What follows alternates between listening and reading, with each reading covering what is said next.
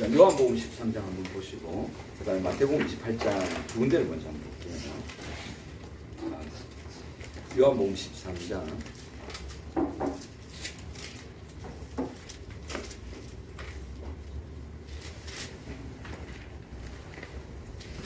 요한복음 13장 있습니다.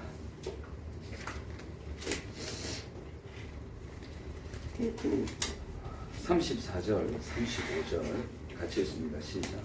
새 계명을 너희에게 주노니 서로 사랑하라. 내가 너희를 사랑한 같이 너희도 서로 사랑하라. 너희가 서로 사랑하면 이로써 모든 사람이 너희가 내 제자인 줄 알리라. 아멘. 마태복음 28장 18절에서 20절까지입니다. 마태복음 28장 18절에서 20절.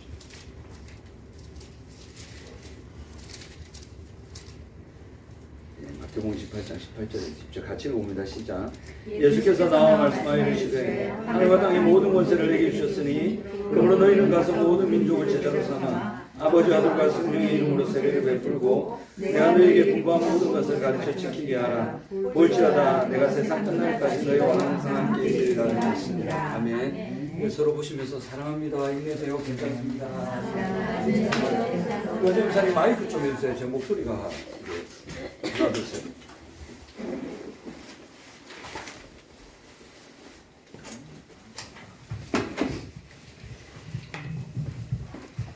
네, 하나 둘 셋. 목소리 너무 큰 것 같은데 조금 줄여주세요. 하나 둘 셋. 마이크. 예, 됐습니다. 목소리가 갑자기 이게 어려워가지고 제가 그 교회를 섬길 때 부교육자 생활만 참 오래 했죠. 27대부터 이제 전도사 시작해서 지금까지 거의 30년이네. 30년이 지나면서 많은 교회들을 봤습니다. 많은 교회들을 보고, 많은 교회 현상들을 보고, 어떨 때는 제가 있던 교회는 있을 때는 괜찮았는데 나온 다음에 참 걱정했던 부분들이 일어나서 그런 일들이 일어나는 교회도 봤고 다시 일어나는 교회도 봤고 참 다양한 모습들을 많이 봤습니다. 다양한 모습 많이 보고 그랬고요. 특별히 이번 한 주간 동안은 제가 서울에 가서 대치동을 보면서 문화 충격이라는 걸 받고 사는 거는 똑같아요. 우리하고 별 다를 거 없어요. 오히려 제가 보니까 서울 사람들 덩치가 더 작은 것 같아. 이게 도시인가 싶을 정도로 왜 이럴지 강남인데 이럴 정도로. 또 강남의 첫 개발지 음마상가에서 제가 식사도 했는데 그 식사하는데 진짜 시장 강남이라고 안 느껴져요. 근데 그래서 어떤 문화 충격을 받았냐면 저와 같이 독서훈련을 받던 제 앞에 있던 초등학교 4학년 꼬마였어요. 영화 한 10줄을 1초 만에 다 보는가. 난 아무리 빨라도 5초 걸리던데.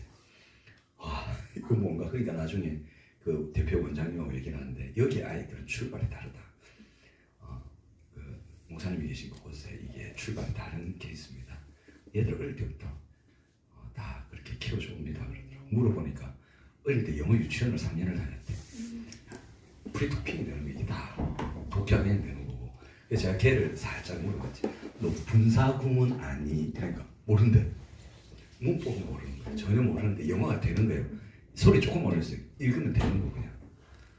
저는 문장 부족해서 다음도 다 했는데 걔는 그냥 다르더라고. 저는 그런 걸 보고 또 절망 안 하잖아요.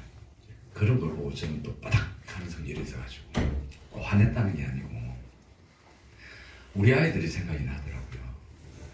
우리 배달이 제자들 교회 꿈 중에 하나가 학원을 세우는 건데 아이들의 신앙과 학업에 대해서 참으로 탁월한 하나님의 인재들로 세운다는 꿈 하나가 있습니다.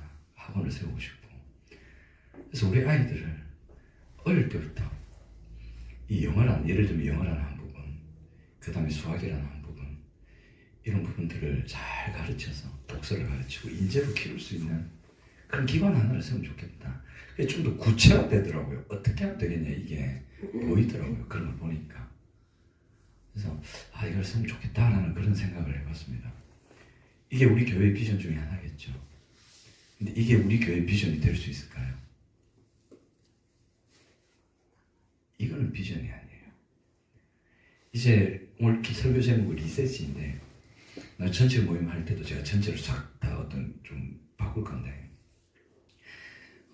이제 리셋할 때가 되었다고 생각이 됩니다. 그 교회가 개척되고 시기가 거치거든요.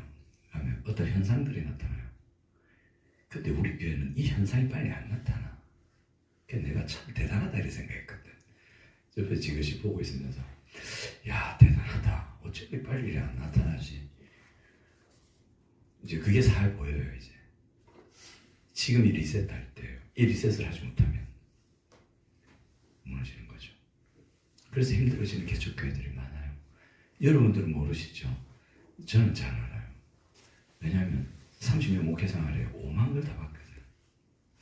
크는 교회, 무너지는 교회, 갈라지는 교회, 세워지는 교회, 자다가 다시 부흥하는 교회, 부흥시켰는데 다시 말아먹는 교회, 5만 걸 대박을 다 봤어요. 우리 교회가 왜 이게 늦게 왔냐면 지금 리셋할 벌써 이렇게 한 작년에 왔어야 되는데 안 와. 가만뒀거든요. 오라고 빨리. 이게 왜 늦게 왔냐면 우리 교회 성도님들 성실하기로는 진짜 끝판왕이다. 진짜 성실하다. 대단하다 진짜. 신앙의 연수는 많지 않은데 참 성실해요. 꾸준해요. 버텨내고 이겨내고 이 힘은 정말 대단해요. 네. 그 참 좋은 거였어요. 그 좋은 것 덕분에 이때가 조금 늦게 왔는데 근데 오긴 왔어요. 그래서 리셋을 하는데 뭘 리셋을 해야 되냐면 비전을 새롭게 봐야 돼요. 만약에 제가 학원을 세우고 노인 요양원을 세우고 상담센터를 세운다. 그러면 우리는 교회가 아니에요. 사회복지단체지. 사회복지단체 세울 바에야 제가 왜 목사를 합니까? 사회복지사 자격증 따라가고 그 경력 쌓고 요양보호사 저 6개월 하다가 그만뒀잖아요. 그 요양보호사를 제가 딴 것도 돈을 벌렸다는 게 아니라 장차 우리 목표 중에 하나가 노인 요양원을 세우는 거거든요. 그래서 이 시기에 참 힘든 노인들 요양보호사가 가도 되는데 진짜 돈이 없고 너무 열악한 상황이라서 요양보호사도 마음껏 쓰지 못하는 사람들이 있습니다. 그런 열악한 사람들을 우리가 돕기 위해서 노인 전문 보호시설을 세운다. 목표 중에 하나고 또 다음 세대들을 세우는 것도 목표 중에 하나고 또 하나가 전 세대를 돌볼 수 있는 코칭센터를 세우고 싶어요. 왜냐하면 지금 가정들이 너무 많이 무너지고 있거든요. 가정 안에서 고통하는 아이들, 부부들, 부모들, 그 관계 안에서 아파하는 아이들 너무 부지기수로 많아요. 이제 그들을 도와야 돼요. 무너지기 전에 도와야 되고 무너지는 고통이 있을 때 도와야 되고 무너진 다음에도 도와줘야 돼요. 왜냐하면 그 모든 근원의 원인이 죄에 있기 때문에 예수님은 이 땅에 그 죄로 망가진 그곳을 살려주기 위해서 오신 게 목적이란 말이에요. 그래서 그 중에 하나 코칭센터를 세워서 정말 라이프 코칭을 해서 그분들이 하나님의 은혜 안에서 회복을 누리고 무너지지 않고 다시 일어나는 그 일들을 누릴 수 있도록 그 코칭센터 하나를 쓰는 게 또 비전 중에 하나입니다. 근데 그거는 우리 1차 비전은 될 수가 없어요. 만약 그걸 한다? 그는 진짜 무슨 센터예요. 문화센터나 돌봄센터거든요. 교회는 아니에요. 근데 그걸 한다고 해서 회복이 안 됩니다. 이 가장 중요한 비전이 빠져버리면 가장 중요한 핵심이 빠지면 나머지를 해도 안 됩니다.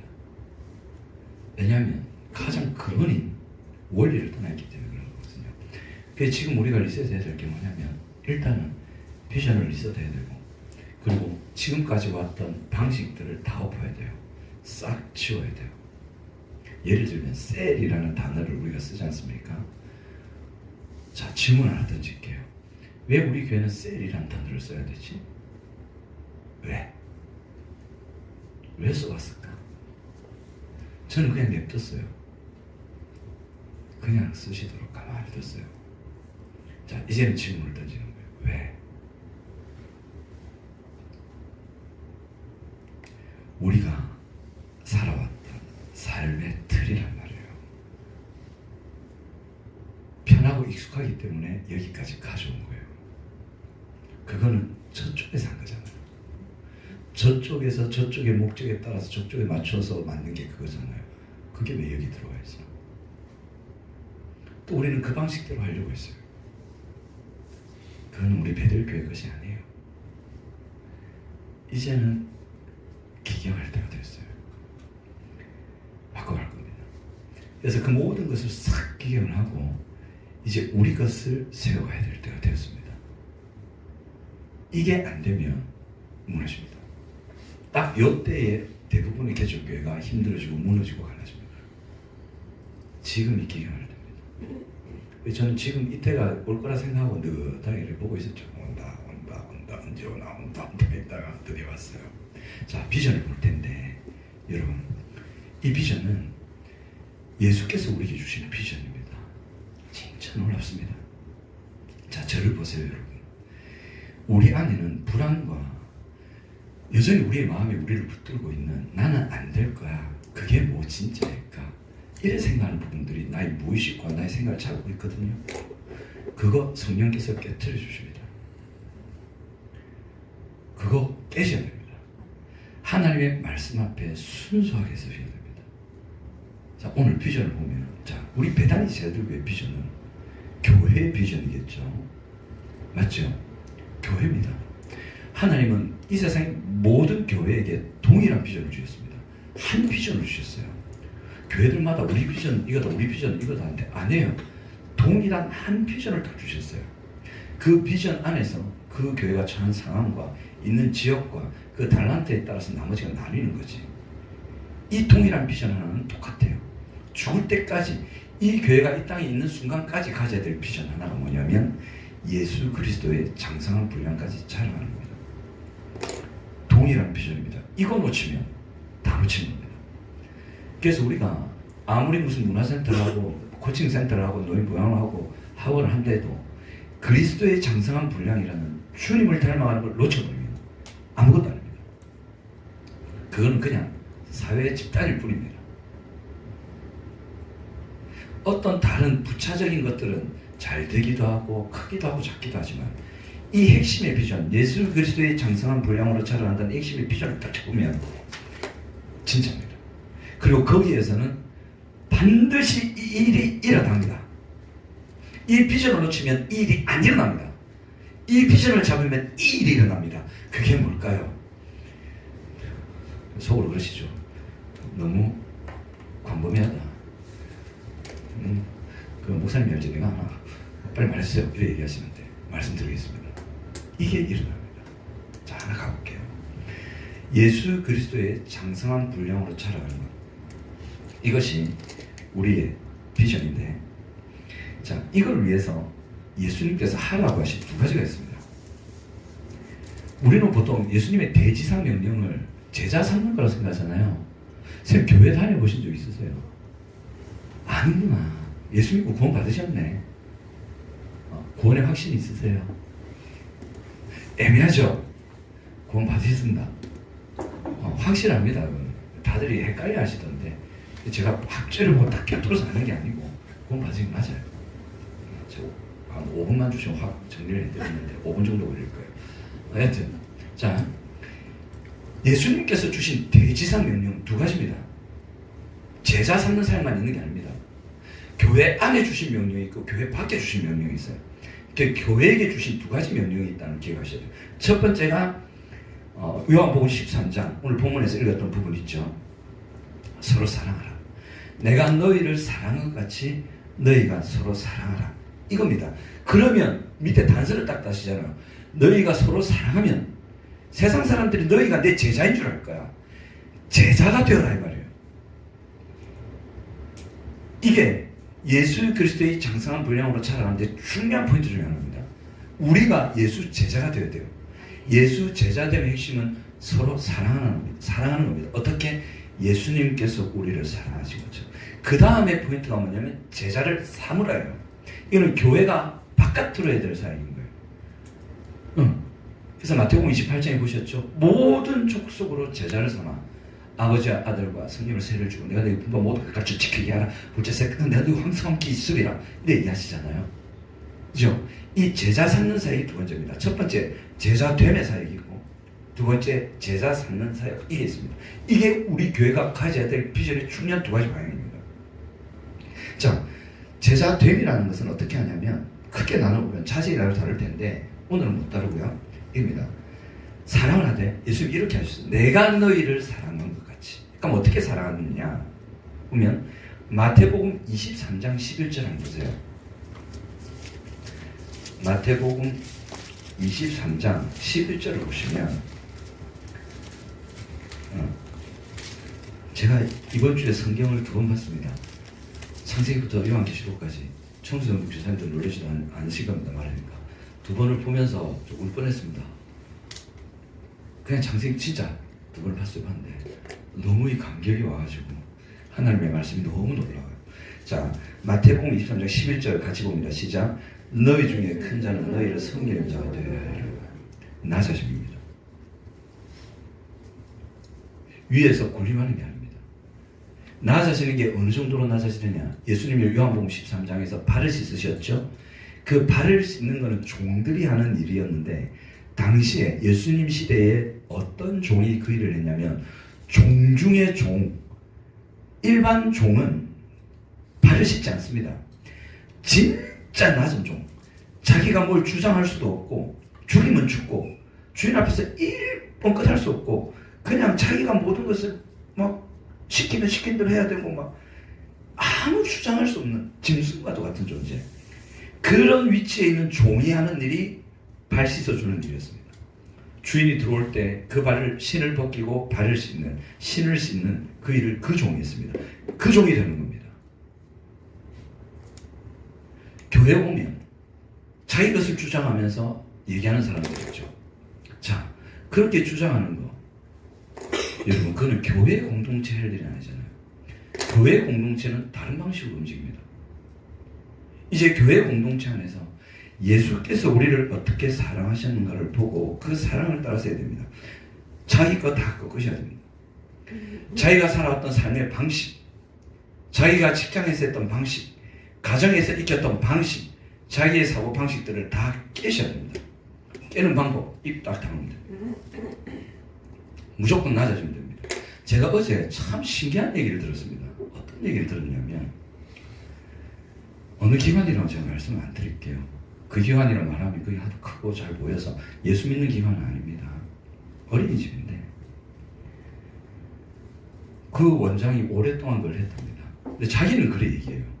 나는 하늘으로 부끄러움 하나 없고 정말 공정하게 일을 해왔고 참 정직하게 해서 지금까지 오래 버틸 수 있었다. 그래 얘기해요. 그런데 무서운 게 뭐냐면 실제로 이 사람이 나라에서 주는 돈을 빼돌리고 있는 거야. 그리고 그런 방식으로 자기 자녀에게 그거를 물려주고 그렇게 같이 일하고 있어요. 나라에서 감사가 떠도 검증이 나와도 숨겨서 들키지 않게끔 만들어 놓고 그래 놓고 자기는 당당하게 얘기해요. 나는 하늘으로 부끄러움 한 적 없고 정직하게 해서 지금까지 왔다. 여러분, 정직하게 있다는 말이 그 사람의 이 말이 거짓말일까요? 진실일까요? 그 원장이 나는 이렇게 하면서도 나는 정직해, 이 말이 거짓말일까요? 진실일까요? 이 무서운 사실이 뭐냐면 그게 진실이라는 겁니다. 그 사람에게는 진실입니다. 자기는 정직합니다. 근데 실제 삶은 그렇지 않습니다. 이게 무서운 괴리 현상이거든요. 남이 보면 아니잖아요. 거짓말하고 있는 거잖아요. 근데 그 사람은 진짜예요. 이게 무서운 거예요. 교회라는 공동체 안에 여러분 각자의 가정에서 여러분들은 원가정에서 가져온 모든 틀들을 가지고 계십니다. 지금 앉아 계신 모습 다 다르죠? 다 각자의 틀이 달라서 그래요. 그 틀을 다 부수셔야 됩니다.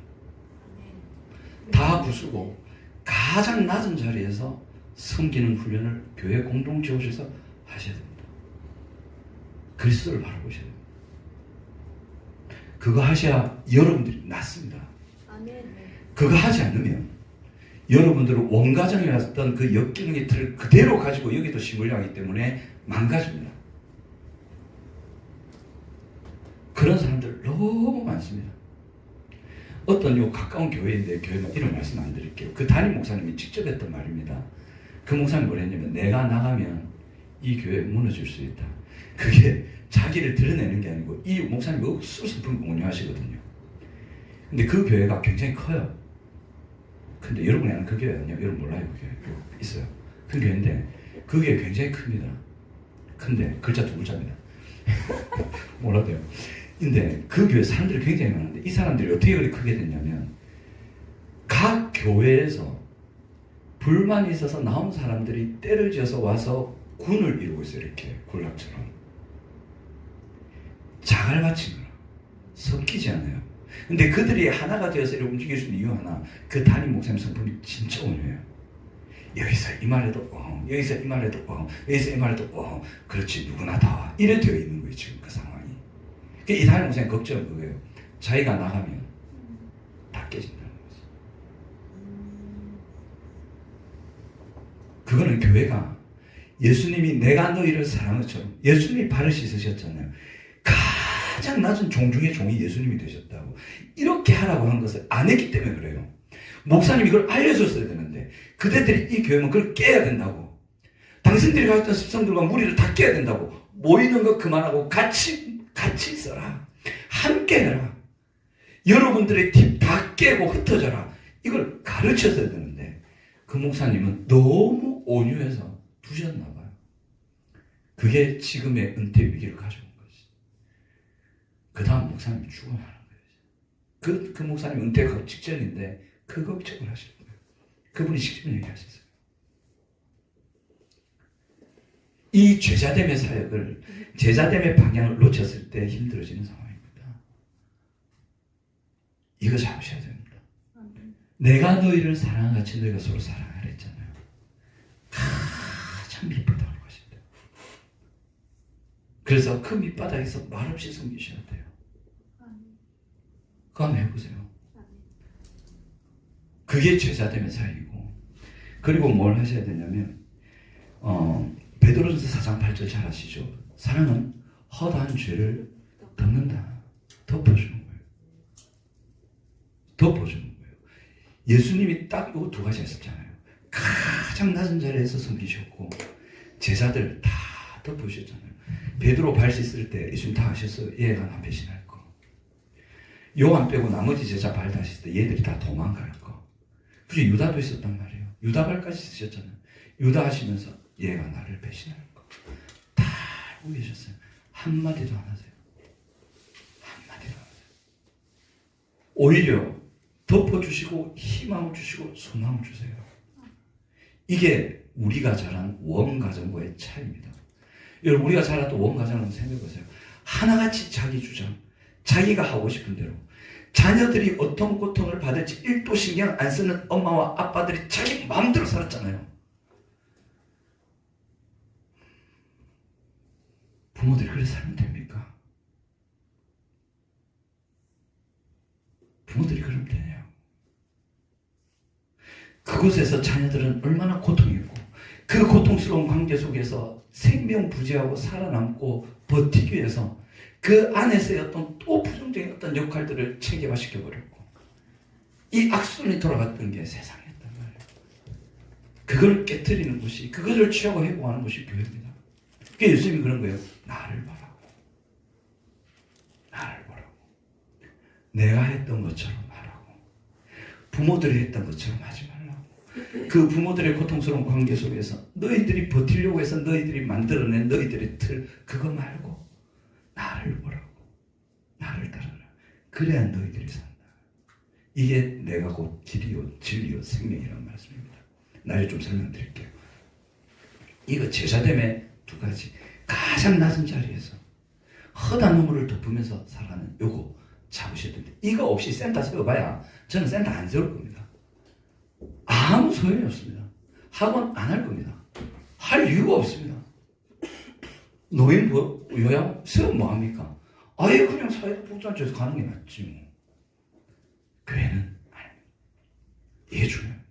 제자됨을 요구해야 되고, 그 다음에 제자 삼는 사역을 해야 되는데, 이 제자 삼는 사역이 뭐냐면 고린도전서 4장 16절 한번 펴보세요.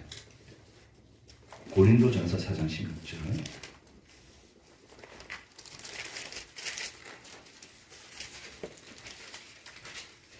고린도서 4장 16절 보시면 한번 같이 읽어보겠습니다. 4장 16절 시작. 그러므로 내가 너희에게 권하노니 너희는 나를 본받는 자가 되라. 그러므로 너희는 나를 본받는 자가 되라. 본이 되셔야 합니다. 여러분 제자 삼는 사역 하셔야 되거든요. 가정에서 하셔야 되고 직장 관계에서 하셔야 되고 그들이 바라봤을 때 아 저렇게 사는 게 맞지 이렇게 보이도록 본이 되셔야 됩니다. 예수님께서 딱 그렇게 하셨습니다.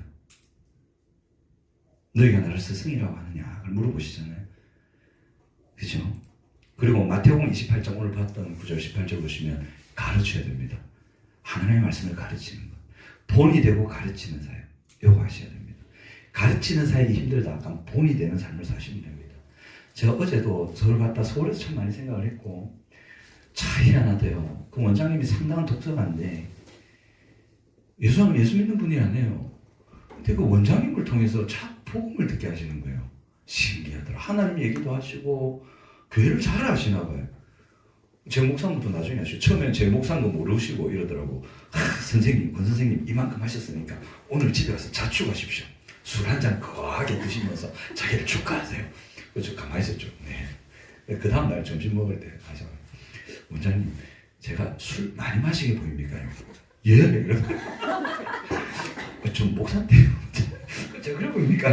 아 입을 닫으시더라고요. 네. 하여튼 그 보면서 무슨 생각을 했냐면 그분을 통해서 많은 걸 들었는데 성경 얘기도 듣고 참 신기해요. 이게 내가 본이 되는 삶을 살았는가? 이게 참 내가 가정에서 본이 되었는가? 내가 교회에서 본이 되었는가? 특별히 가정에서 예수 믿는 자로서의 본이 되었는가? 일은 했지. 가정에서 예수 믿는 아버지 남편으로서 본이 되었는가? 이게 참 깊이 생각이 되더라고요. 나는 일을 해왔구나. 일이었구나. 여러분 교회는 일하는 곳이 아닙니다. 여러분 많이 힘드셨죠? 힘든 이유 중에 하나 뭐였냐면 일하러 오셔서 그래요. 참 성실하세요. 일 열심히 하세요. 그래서 이 일을 멈출 겁니다. 이제 이 비전으로 다시 돌아가야 됩니다. 그래서 이렇게 제자 삼는 사역을 하는데 여러분 이렇게 중요한 거 나오면 이제 오늘 설교가 10분 15분 좀 늘어질 수도 있습니다. 늘어진다기보다는 중요한 내용이 들어가 있습니다. 다 못합니다. 그래도 예수 그리스도의 장성한 분량 가지고 우리가 자라가야 되고 그걸 위해서 제자가 되어라 죄자를 삼아라 이 두 가지 핵심을 가지고 가는데 이거를 통해서 하나님이 하고 싶은 일이 있어요. 이게 뭘까요? 그치? 빠빵 상금 5만 원 걸겠습니다. 청소년부 교사님들 말씀하지 마세요. 말풍선 다 보인다. 5만 원? 아 내가 하면 답을 들으셨잖아요. 자 예수님이 하고 싶은 거 이걸 통해서 뭘 하고 싶으셨어요? 성경 구절들은 말씀해보세요. 황당하시죠? 목사 지금 아는 답을 갖다 우리 어째 맞추라고 정말 단단히 힌트를 안 주고 뭘까요? 이게 놀라워요. 예수 믿는 게 이것 때문이에요. 예수 믿는 게 감사한 게 이것 때문이에요. 창세기 1장의 완성이에요.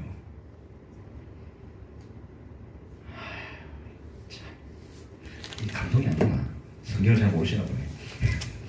보겠습니다. 어디 보면 창세기 1장을 한번 보세요.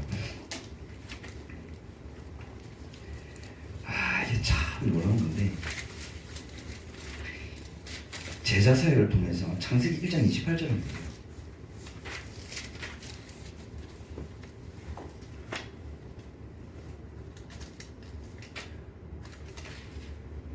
창세기 1장 28절 같이 읽어봅니다. 시작.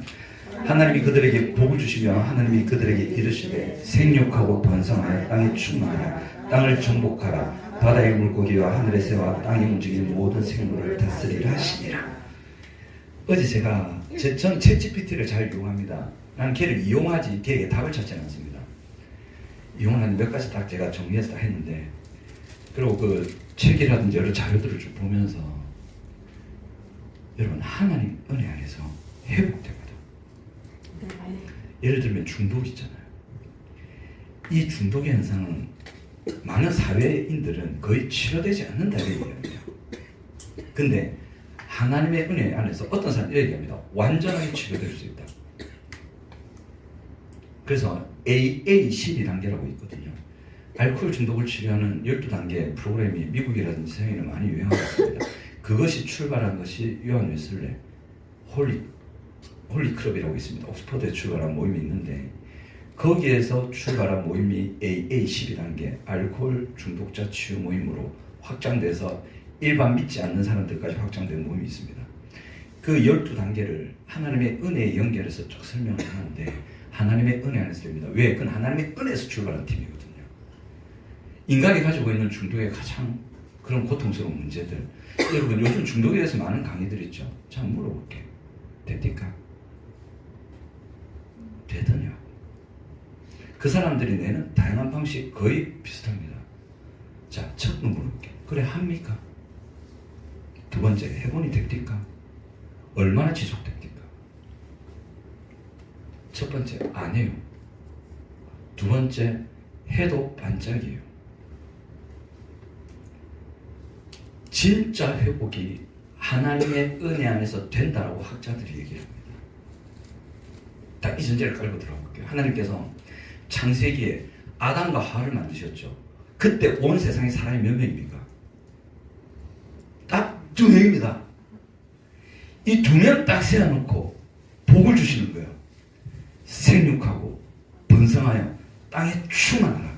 그리고 이 땅을 다스리라. 이 말은 뭐냐면 이 세상이 잘 살게 해라 이 말이에요. 내가 정말 아름답게 만들어놨다. 서로 사랑하고 돌보고 아끼고 정말 아름답게 질서를 만들어놨지 않느냐. 아담 하와 너희 둘이 할 일은 이거다. 이 아름다운 모습을 이 세상이 더 풍성하게 하도록 하는 일을 네가 해라. 멋진 세상을 네가 만들어라. 그때는 망가진 게 없단 말이에요. 죄가 없었단 말이에요. 이 아름다움을 더 풍성하게 아름답게. 자, 지금 여러분 생각합니다. 여러분의 가정을 떠올려보세요. 이 가정보다 한 100배는 더 아름다운, 또는 여러분들의 인생을 생각해보세요. 지금의 모습, 지금의 모습보다 더 100배나 아름다운 모습을 그려보세요. 3초 들어있습니다. 시작. 1, 2, 3. 그려지시죠? 안 그러지나? 희망을 가지세요. 자, 아담이 이 얘기 주시죠. 그 다음에 이 얘기를 주는 사람이 있습니다. 누굽니까? 청소년 전도 중에 했어요. 이 다음에 이 복을 그대로 주는 사람이 있어요. 누굽니까?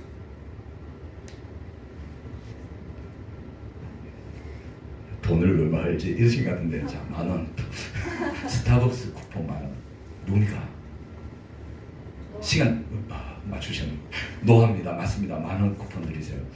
죄송합니다. 10,000원밖에 못 드려가지고 원래 안 드리는데 노아에게 주시는데, 자, 노아의 상황을 생각해 봐야 돼요. 노아에게도 그러시잖아요. 8명 딱 있어요. 배선자 아시죠? 8, 입구자 한자에 나오잖아요. 노아 가족 8명이란 말이에요. 8명 딱 세워놓고 노아 대표 나와 이라고 하나님 딱 얘기하시는데, 생육하고 번성하고 땅에 충만하라. 그리고 이제 식물 줄게. 똑같은 얘기를 하세요. 이제는 스테이크도 먹을 수 있다. 이해까지 하시거든요. 하시면서 생육하고 번성할 때 충만하고 번성하라. 자, 그 상황을 생각해보라. 온 지구상의 인구 몇 명입니까? 노아 홍수 끝나고 나서 몇 명 남았습니까? 8명밖에 없다고. 전 세계 인구 통계 8명. 말이 됩니까 이게? 그때 지구는 쬐끔했나요? 똑같았다고. 미국 대륙 그대로 있었고, 아시아 대륙 그대로 있었고, 오스트레일리아 그대로 있었단 말이에요. 아프리카 대륙 그대로 있고, 8명이 달랑 그 자리에 서 있다. 그걸로 끝났나? 쓰나미 이후의 모습 아십니까? 무섭습니다. 쓰나미가 한번 쓸고 간 그 자리는요, 시체 더미에, 물고기 더미에, 쓰레기 오물에, 냄새, 악취가 장난이 아닙니다. 그랬다고요. 지금 히말라야 산맥 꼭대기에서 조개 껍데기 발견되잖아요. 조개 생선이 올라왔다고요. 얼어서 다행이지 썩었을 거잖아요. 냄새, 조개 썩으면 냄새 장난 아닙니다. 그런 분위기 다 망가졌어요. 다 무너졌어요. 왜? 인간의 죄 때문에 모든 게 희망이라고 가질 수 없는 절망적인 상황이 펼쳐졌단 말이에요. 그래서 무슨 농사를 합니까? 쓰레기 더미, 시체 더미, 어마무시한 게 막 깔려 있는데 청소 청소하는 데만도 그게 몇 년 걸릴까요? 지구 전체를 청소해야 되는데 청소하시래요. 지구 전체를 진공청소기로 돌리려 해보세요. 뭐 큰 진공청소기가 있나? 요만할 건데 거기에 8명 사놓고 생육하고 번성하고 충만해라. 노아에게 주신 사명이 뭐냐면 죄로 망가지고 무너지고 절망이고 희망이 보이지 않고 더 이상 일어설 수 없는 그곳에 하나님 복을 명하시고 그렇게 하라 하시고 그렇게 할 수 있도록 역사를 베푸시는 거죠. 하나님은 그 무너진 곳에 이 명령을 하십니다. 이 무너진 곳에 다시 생육하고 번성하여 충만하라. 그게 될 거다. 그것을 예수 그리스도의 장성한 분량 제자되고 제자 삼는 사역을 통해서 이루어가시는 거죠. 우리의 삶이 아무리 무너지고 망가지고 더 이상 보이지 않고 모든 것이 쓰레기더미 같고 질서가 보이지 않고 더 이상 회복이 보이지 않는 여러분들에게 하나님 말씀하시는 거예요. 생육하고 번성해라. 다시 일으켜줄게. 이것을 다시 회복시켜줄게. 너를 통해 그 일을 할게. 그리고 이 말씀을 주시는 그 다음 사람이 있습니다. 누군지 아십니까? 아자로 시작합니다. 한자로 끝납니다. 아브라함입니다. 이거 상금 안 드립니다. 힌트 들었으니까. 아브라함이 그 얘기하시죠. 아브라함에게 그 말씀하실 때 아브라함이 있던 상황이 어떤 상황인지 아십니까? 죄가 관영해서 이거는 인간이 사는 것이 아니라 짐승들이 사는 환경과 같은 처참한 환경이었어요. 그냥 아브라함 잘 사는 아브라함 찾아가가지고 오호 해보자 이게 아니었어요, 여러분. 그 당시에는요, 하나님이 노아할 때와 똑같이 다 죽여라. 여기는 갓난아이도 할 것 없이 하나도 남김없이 다 죽여버리라는 상황이었어요. 그래서 실제로 가나안 정복할 때 하나님 그러잖아요. 다 죽여버리라 하잖아요. 이유가 있어요. 지금은 그 말씀 못 드리는데 참했습니다. 딱 그 사람들이 사는 거 보면 이 느낌이 딱 와요. 살려두면 안 되겠네. 저거 살려두면 지만 죽는 게 아니고 지 자식도 이 고통 가운데 들어가게 하고 와 저거는 그냥 다 죽여야겠네. 치를 말려야겠다. 이 느낌이 오는 상황이었어요. 아브라함의 상황이 그 상황이었어요. 그 상황에 있는 아브라함 한 사람에게 생육하고 번성하라 복을 딱 주시면서 하시죠. 너를 통해서 회복하겠다는 거예요. 그 절망적이고 이걸 살려두면 안 되는 것 같은 상황이지만 하나님께서는 그 아브라함을 통해서 그곳을 살리겠다라고 얘기를 하신 거죠. 이것이 예수께서 제자 삼는 사역을 통해서 이루고자 하신 그 일입니다. 우리가 제자 삼는 사역, 제자 되는 사역을 이어갈 때 이 일이 이루어진다는 거죠. 이것을 다윗을 통해서 하셨고 예수 그리스도를 통해서 하셨고 우리를 통해 이제 하시는 거죠. 여러분 복음서가 4권인 이유를 아십니까? 저를 보세요. 생각해 보셨어요? 예수의 일대기를 쓴 복음서가 왜 4권일까요? 왜 4권일까? 그리고 왜 요한복음이 마지막에 있을까? 제가 성경 통독 쭉 하면서 저 놀랐습니다. 이사야, 예레미야, 에스겔이 연결되는 이유가 있고 다니엘이 마지막에 오는 이유가 있더라고. 누가 가르쳐준 게 아니에요. 전체를 보니까 보이더라고. 복음서가 4권밖에 없어요. 마태, 마가, 누가, 요한. 왜? 예수님의 일대기는 많을수록 좋잖아요. 4권으로 왜 마무리셨을까? 그리고 요한복음이 예수님을 가장 잘 나타내고 있거든요. 제일 처음에 넣지. 왜 제일 마지막에 넣었을까? 질문해 보시는 거죠. 성전이 무슨 모양입니까? 사각형이죠. 성막도 사각형입니다. 성막을 가운데 두고 주의 백성들이 진칠 때 동서남북으로 칩니다. 제 해석입니다. 그리고 성전과 성막에서 해가 비치는 곳이 있습니다. 문이 열리는 곳이 있습니다. 에스겔 성전을 보면 동서남북이죠. 거기에서 한쪽 문이 열려서 생수의 강이 흘러나오거든요. 그 생수가 닿는 곳마다 생명들이 살아나는 일을 환상하는데 보여주십니다. 요한복음이 마지막에 있는 이유가 그겁니다. 문입니다. 요한복음의 핵심 예수 그리스도의 사랑입니다. 복음입니다.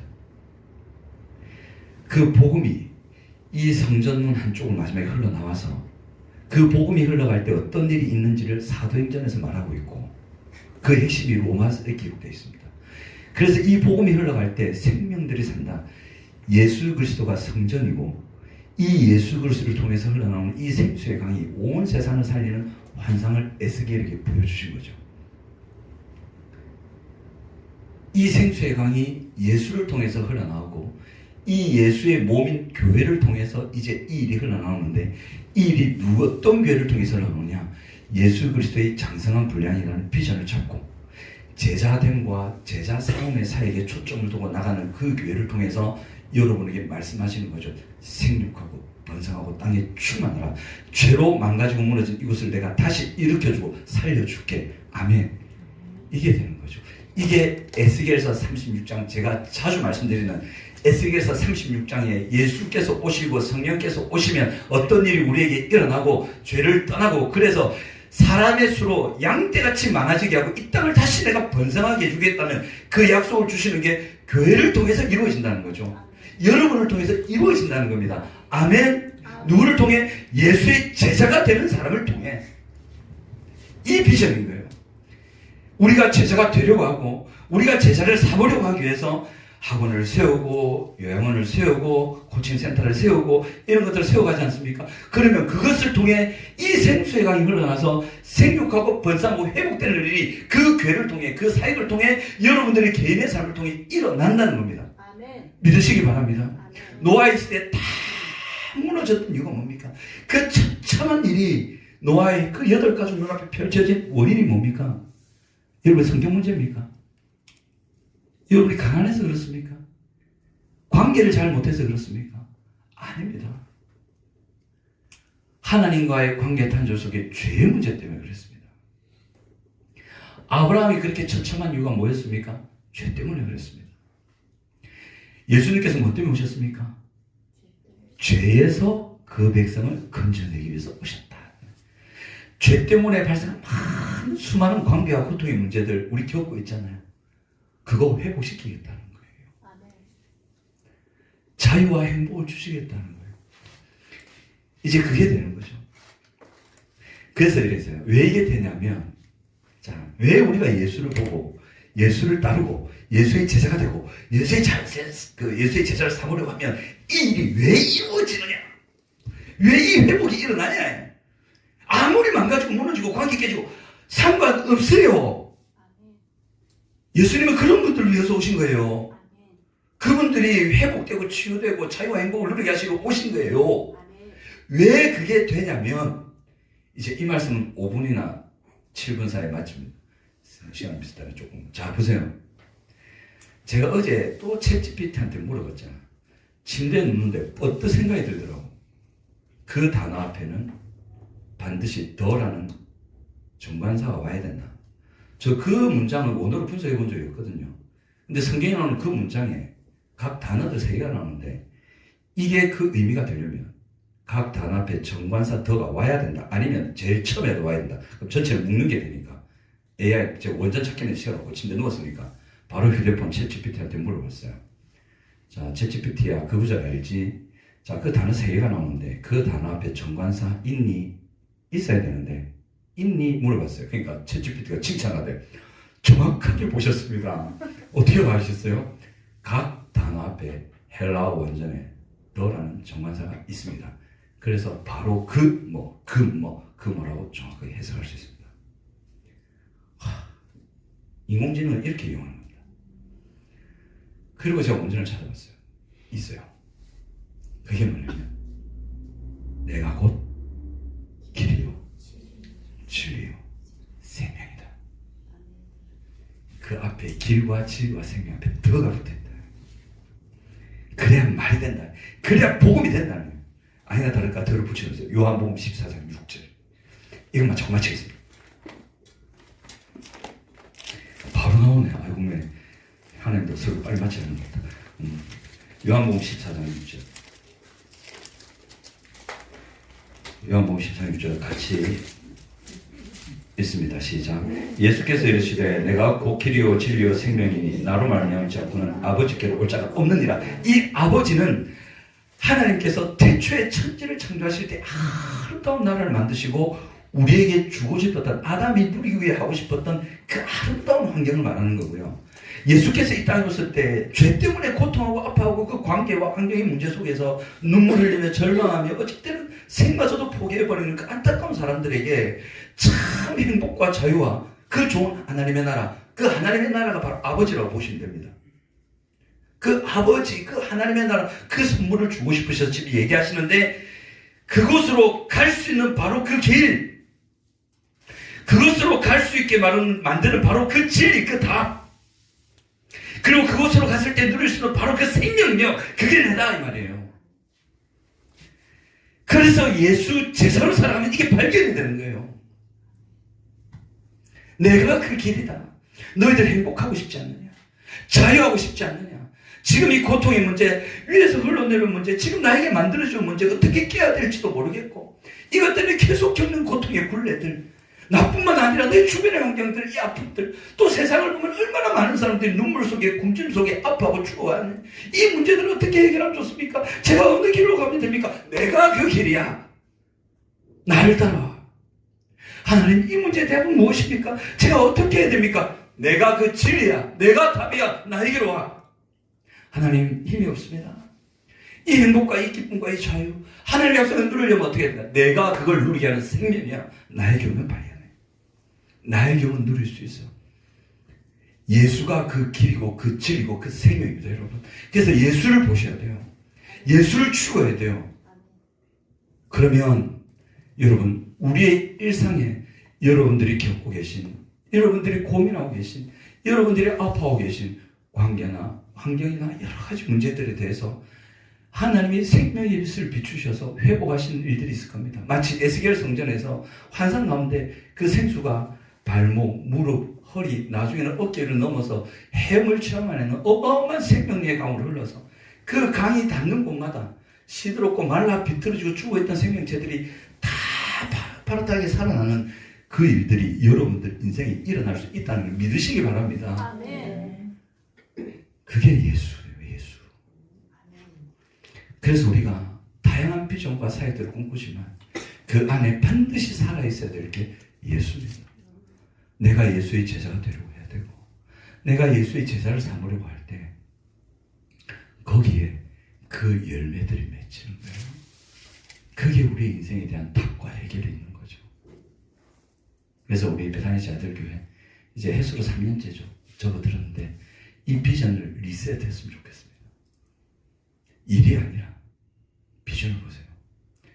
이 비전을 추구하면 하나님은 알아서 하실 겁니다. 아멘. 우리의 추구점과 우리의 계획과 우리의 달란트와 우리의 준비를 따라서 하나님은 만들어 가실 겁니다. 아멘. 저를 보세요. 여러분을 통해서 하나님 무슨 일을 하실지 저는 모릅니다. 저는 뭐 건강도 좋고 뭐 막 일도 하고 해서 일을 많이 할 것 같죠. 일 많이 해서 좋을 거 뭐 있노? 쉬어야지. 그럼 어떤 분들은 나는 체력이 안 되고 뭐해서 못할 것 같죠. 하나님은요, 이 원리입니다.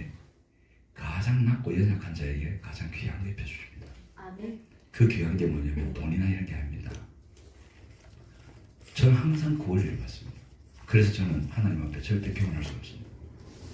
가장 낮고 연약한 자에게 가장 귀한 것을 입으셔서 교회의 질서를 잡아가신다. 그리고 놀라운 일들을 행하죠. 제가 아는 형님 이 말씀만 드리고 이제 마무리합니다. 그 형님이 교회에서 완전 무시당하는, 얼굴도 못해졌고 이소룡 아시죠? 이제 바이스로 좀 누르면 좀 찌그러진 이소룡, 그런 얼굴이었고 너무 못생겨가지고 밤에 컨테이너에 바퀴 밑에 자기 얼굴 두고 움직이면 자살하려고도 했다. 실제로 너무 못생겨가지고 교회에서도 무시당하고 공부도 못했어요. 그런 사람이었거든요. 아무 할 수 있는 게 없었어요. 근데 하나님이 어떻게 하시는지 아세요? 그 사람에게 하늘의 은사와 은혜를 보여주시는데 그 사람에게만 주셨어요. 희한하대. 그 사람한테만, 나머지는 그냥 너희들은 보편적으로 이어받고 그분에게 가장 귀한 걸로 채우셨어요. 그래서 이 한 사람을 통해서 그 교회 전체 분위기가 일어나서 복음을 일어나는 일들을 그 한 사람을 통해 하시더라고요. 상상도 못한 일을 하시더라고요. 청년회가 살아나고 교회 전체 분위기가 살아나고 회복이 일어나고 망가졌던 사람들이 돌아오고 이 일이 그 사람이 되더라고요. 이런 경우를 저는 여러 번 봤습니다. 자기가 연약하다고 부족하다고 내려놓거나 절망하지 말고 예수의 제자로 살아가기를 힘쓰시기 바랍니다. 아멘. 그러면 하나님께서 정말 여러분들을 통해서 아담, 노아, 아브라함 그리고 예수에게 주셨던 그 아름다운 하나님의 나라를 너희에게 주겠다 하신 그 아름다운 성취가 여러분 삶에 이루어질 겁니다. 아멘. 그래서 이 비전을 가지고 함께 계속 나간 우리 배단이 지하들이 되었으면 좋겠습니다.